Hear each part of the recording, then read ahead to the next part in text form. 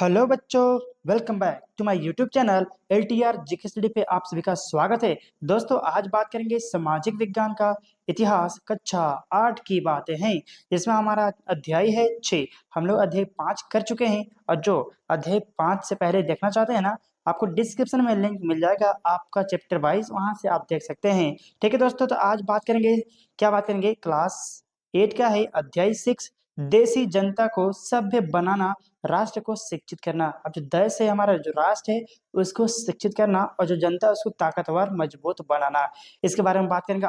आज इस वीडियो में कवर करने वाले हैं, तो वीडियो को टेक्निकल आके अंत तक अवश्य देखिएगा, तो वही आपको ये सारा क्लियर हो पाएगा। तो चलिए दोस्तों, बिना टाइम इसके वीडियो को स्टार्ट करते हैं। तो जल्दी से वीडियो को लाइक कर दीजिए। चलिए बात करते हैं, आते हैं फर्स्ट पॉइंट पे। आ गए हैं फर्स्ट पॉइंट पे, बात करते हैं अंग्रेज। क्या बात करेंगे, अंग्रेज। फर्स्ट पॉइंट हमारा है देसी समाज को सभ्य बनाना है। किसको? देश समाज, ये जो हमारा देश है उसको सभ्य बनाना है और उनके रीति रिवाज को, मूल्य मान्यताओं को बदलना है। जो रीति रिवाज थे उनके बदलना है, उनको ताकतवर बनाना है और भारत को शिक्षित, सभ्य और अच्छी प्रजा बनाने का लक्ष्य है अंग्रेजों का, ये कहा गया है। ठीक है, बात करते हैं हम नेक्स्ट पॉइंट पे। अब है भाषाविद। क्या है? भाषाविद के बारे में जानते हैं। तो क्या होता है भाषाविद, एक एक पॉइंट करके क्लियर करेंगे। तो देखिए, एक ऐसा व्यक्ति जो कई भाषाओं का जानकार और विद्यार्थी होता है, यानी कि बहुत सारे भाषा जानता है, बहुत सारा नॉलेज उसके पास है भाषाओं का, वो विद्यार्थी है, उसी को कहते हैं भाषाविद, उसी को भाषाविद कहते हैं। उसके बाद बात करते हैं प्रचारवादी। क्या बात कर रहे हैं? प्रचारवादी। देखिए, एशिया की भाषा और संस्कृति का गहन ज्ञान रखने वाला लोग। ठीक है, जो ज्ञान रखता है किसकी? एशिया वाला लोगों की संस्कृति। ठीक है, संस्कृति का गहन ज्ञान, मतलब बहुत ही ज्यादा ज्ञान हो जो एशिया का है, एशिया महाद्वीप का, उसे बोलते हैं प्रचारवादी। अब बात करते हैं दोस्तों, अंग्रेज शिक्षा को किस तरह देखते हैं। क्या बात है? अंग्रेज शिक्षा को किस तरह देखते थे। तो देखिए, बात करते हैं प्रचारवाद की परंपरा से। पहला पॉइंट इस बात करते हैं प्रचारवाद की परंपरा। बात करते हैं सन 1783 में विलियम जोन्स नाम के एक सज्जन कलकत्ता आए। कहाँ? कलकत्ता आए। इन्होंने ईस्ट इंडिया कंपनी द्वारा स्थापित किए गए सुप्रीम कोर्ट, कहाँ? सुप्रीम कोर्ट में जूनियर जज के पद पर तैनात किया गया। किसको? तो जो विलियम जॉन्स थे, इसके क्या किया गया?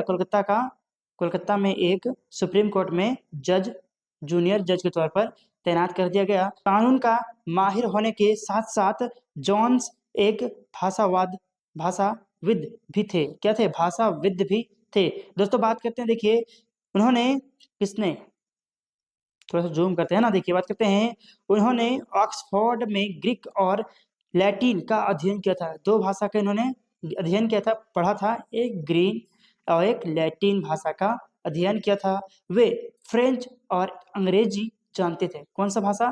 फ्रेंच और अंग्रेजी भाषा जानते थे और अपने दोस्त से अरबी सीखने के अलावा फारसी भी सीख चुके थे। देखिए, अरबी भी और फारसी भी सीख चुके थे, याद रखिएगा। इसके अलावा संस्कृत, कानून कानून यानी कि पॉलिटिकल साइंस पढ़ चुके थे। कानून, दर्शन, धर्म, रीति रिवाज, नैतिकता, राजनीति, नैतिकता, अंक गणित, चिकित्सा विज्ञान, उसके बाद विज्ञान, प्राचीन भारत, पुस्तकों का अध्ययन शुरू कर दिया।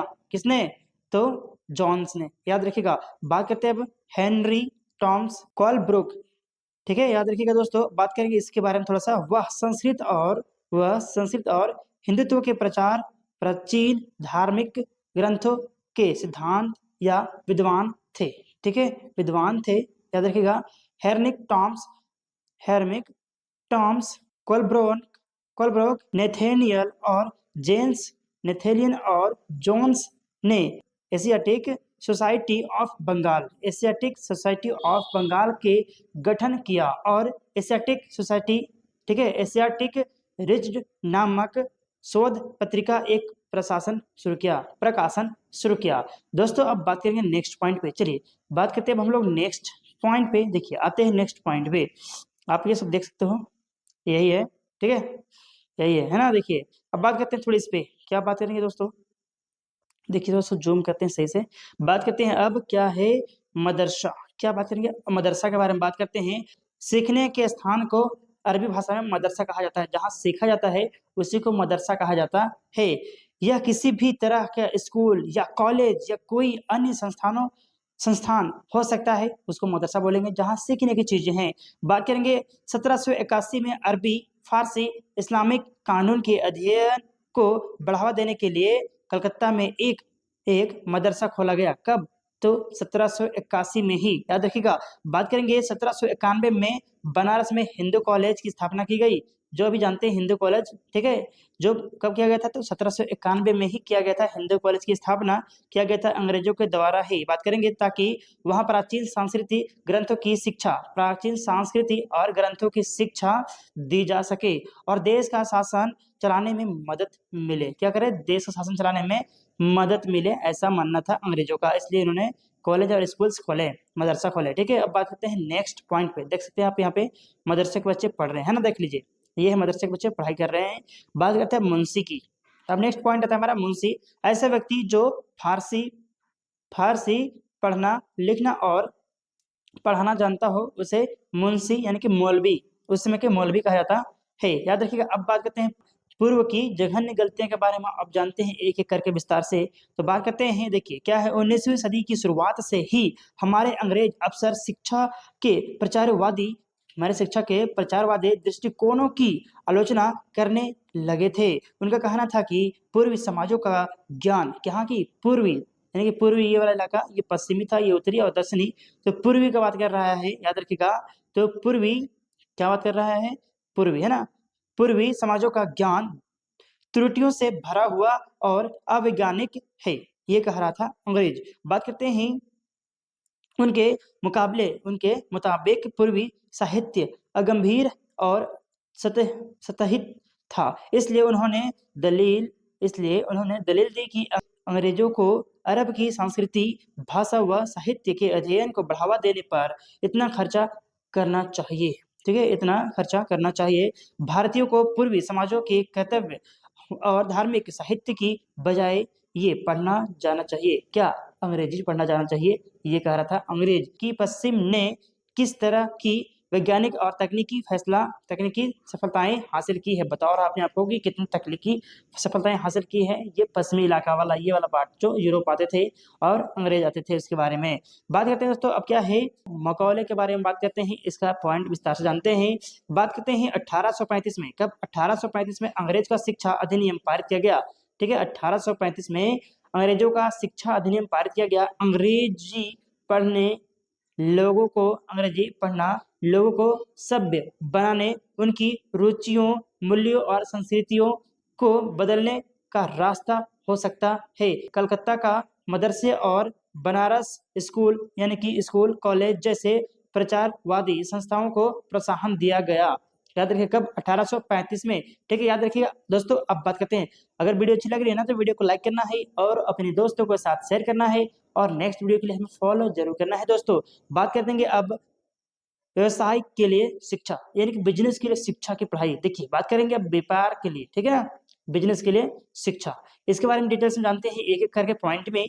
देखिए, बात करेंगे ईस्ट इंडिया कंपनी के बारे में। तो 1854 में ईस्ट इंडिया कंपनी के लंदन स्थित कोर्ट ऑफ डायरेक्शन ने भारतीय गवर्नर जनरल को शिक्षा के विषय में एक नोटिस भेजा। क्या क्या? एक नोटिस भेजा। कंपनी के नियंत्रक मॉडल के अध्यक्ष चार्ल्स चार्ल्स वुड के नाम से जारी किए गए एक संदेह को वुड का नियंत्रित यानी के नाम से जाना जाता है।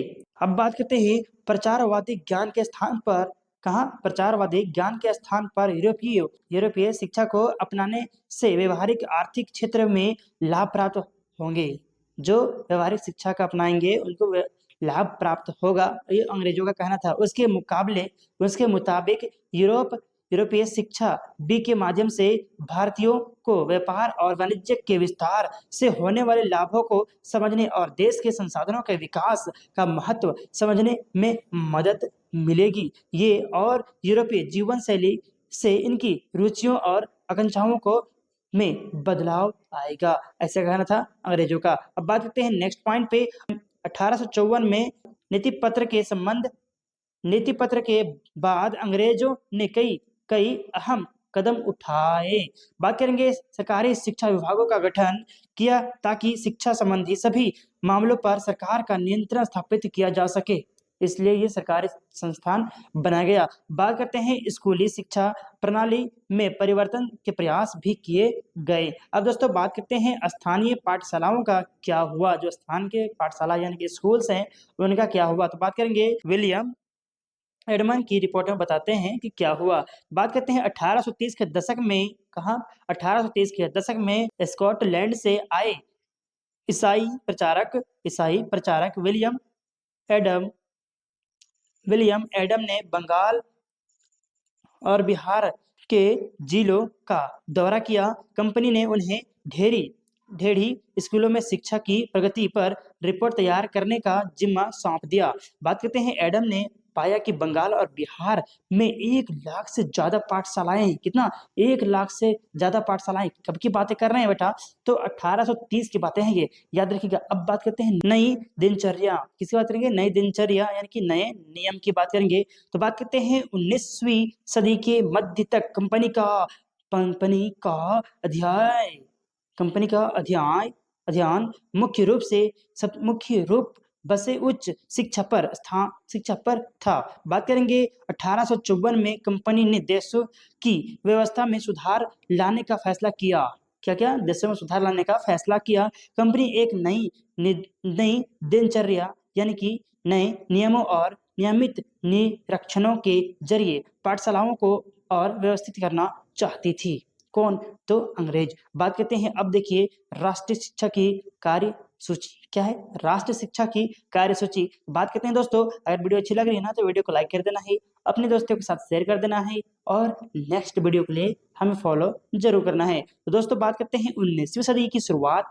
19वीं सदी की शुरुआत से ही भारत के विभिन्न भागों में बहुत सारे विचारक शिक्षा के व्यापक प्रयास की जरूरत पर जाने लगे थे। बात करते हैं भारतीयों का मानना था कि पश्चिमी शिक्षा का आधुनिकीकरण कर सकती है।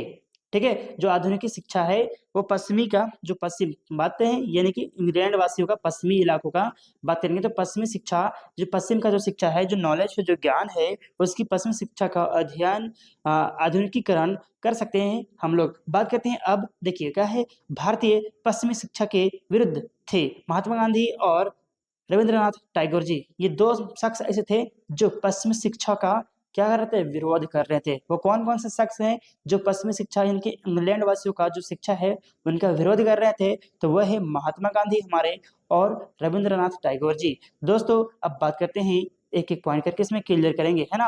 अगर वीडियो में कहीं कोई दिक्कत हो, अगर समझ में ना आए तो आप कमेंट में पूछ ले सकते हैं।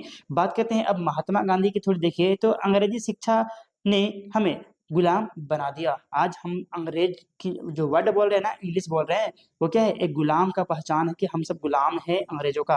ये हमारा पहचान है, दिखाता है बच्चों।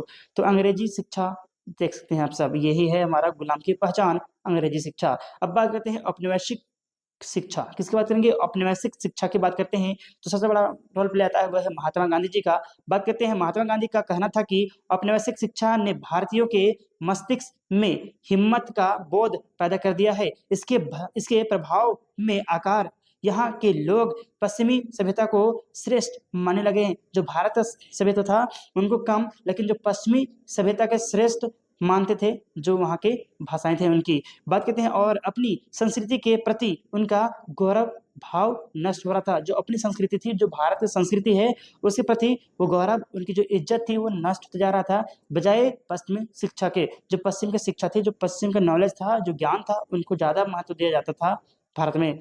ठीक है, बात करते हैं, महात्मा गांधी ने कहा था कि शिक्षा में विष भरा है। क्या है? विष भरा है, यानी कि जहर, विष भरा है। यह यह पापपूर्ण है। क्या है? पापपूर्ण है। इसके भारतीयों को दास बना है। इसने लोगों पर प्रभाव डाला है। मतलब महात्मा गांधी एक ऐसी शिक्षा के पक्षधर थे जो भारतीयों के भीतर प्रतिष्ठा और स्वाभिमान का भाव पुनर्जीवित करे। दोस्तों अब बात करते हैं महात्मा गांधी की दृढ़ मान्यता की थी कि शिक्षा केवल भारतीय भाषाओं में ही दी जानी चाहिए। जो भारत की शिक्षा है वो सिर्फ भारत के भाषाओं में ही दिया जाना चाहिए। ये काफी अच्छा भी रहता, मेरे अनुसार नहीं बल्कि और लोगों की मानना है कि भारतवासियों को भारत की शिक्षा को भारत की भाषाओं के अंतर्गत ही आता तो ज्यादा बेस्ट होता। उनके मुकाबले या मुताबिक अंग्रेजी में दी जा रही शिक्षा भारतीयों को अपाहिज बना देती है, जो अंग्रेजी शिक्षा है उससे, और अपने सामाजिक परिवेश में काट दिया है और उन्हें अपने ही भू पर अजनबी बना दिया है। अपने ही भूमि पर अजनबी बना दिया है किनको? आज जो भारतवासी हैं और वो अगर इंग्लिश बोल रहे हैं तो वो अपने देश पर ही रह कर भी वो एक अजनबी की तरह यानी कि विदेश वाले जैसे बात करता है, तो अजनबी बना दिया है भारतवासी को ही। बात करते हैं दोस्तों नेक्स्ट पॉइंट पे। गांधी का तर्क था कि शिक्षा से व्यक्ति का दिमाग और आत्मा विकसित होनी चाहिए, ना कि उसका लैंग्वेज विकास होना चाहिए। किससे? शिक्षा से। तो उसकी आत्मा किसकी? उसकी दिमाग और आत्मा का विकास होना चाहिए, ये कहना था महात्मा गांधी जी का। देखिए अब बात करते हैं टैगोर का, यानी कि रविंद्रनाथ टैगोर जी का शांति निकेतन के बारे में बात करते हैं। देखिए बात करते हैं टैगोर जी का। रविंद्रनाथ टैगोर ने यह संस्था 1901 में शुरू की गई थी। 1901 में, यानी कि शांति निकेतन जो है वो संस्था था जिसको उन्होंने 1901 में शुरू किया गया था रविंद्रनाथ टैगोर जी के द्वारा। बात करते हैं टैगोर जब बच्चे थे तो स्कूल जाने से बहुत चिढ़ते थे। कौन? टैगोर जी। वहां उनका दम घुटता था। कहाँ? स्कूल में। उन्हें स्कूल का माहौल एकदम दमनकारी लगता था, मानो स्कूल जेल हो, क्योंकि वहां बच्चे मन चाहा कभी नहीं कर पाते थे। जो मन चाहा है वो कभी नहीं कर पाते थे। जब दूसरे बच्चे शिक्षक को सुन रहे होते थे, टैगोर का दिमाग कहीं और भटक रहा था। याद रखिएगा। बात करते हैं जब वे यानी कि टैगोर जी जब बड़े हुए तो उन्होंने एक ऐसा स्कूल खोलने के बारे में सोचा जहां बच्चे खुश रह सके, जहां वे मुक्त और रचनशाली हो, जहां वे अपने विचारों और आकांक्षाओं को समझ सके, यानी कि जो बच्चा है वो अपने बारे में समझ सके। ये ऐसा स्कूल खोले जिनका संस्था का नाम है शांति निकेतन। दोस्तों बात करते हैं टैगोर जी का। तो टैगोर बचपन का समय अपने आप सीखने का समय होना चाहिए। शिक्षा स्वास्थ्य के बड़े और बंधनकारी अनुशासन से मुक्त होनी चाहिए, ये कहना था। दोस्तों अब बात करते हैं शिक्षक। क्या बात करें? शिक्षक की बात करते हैं तो शिक्षक कल्पनाशील हो। क्या हो? कल्पनाशील हो, बच्चों को समझते हो और उनके अंदर उत्कृष्टता उत्कृष्टता देखिए जिज्ञासा उत्कृष्टता जानने की चाह विकसित करने में मदद दे और रचनाशील हो, यानी कि सीखने की क्षमता बढ़ा दे। अब बात करते हैं नेक्स्ट पॉइंट पे, जो हमारा लास्ट पॉइंट होगा दोस्तों। देखिए बात करते हैं हम लोग लास्ट पॉइंट पे। ये देखिए ये है क्या है? शांति निकेतन जो स्कूल है टैगोर जी ने पहला खोला था। बात करते हैं वो क्या है? गांधी का।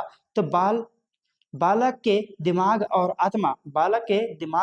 आत्मा का सर्वोच्च विकास शिक्षा से ही संभव है। ये किसने कहा? तो महात्मा गांधी जी ने कहा था। साक्षरता ना तो शिक्षा का अंत है और ना ही उनकी शुरुआत है। यह तो केवल एक साधन है। जो शिक्षा है वह तो एक साधन है आगे बढ़ने का, ये महात्मा गांधी जी ने कहा था। तो दोस्तों कैसा लगा वीडियो? अगर वीडियो अच्छी लगी है तो वीडियो को लाइक करना है और अपने दोस्तों के साथ शेयर करना है ना? और तो और नेक्स्ट वीडियो के लिए हमें फॉलो जरूर करना है। तो दोस्तों आज इतना ही, फिर बात करेंगे नेक्स्ट वीडियो में। तब तक के लिए जय हिंद, वंदे मातरम।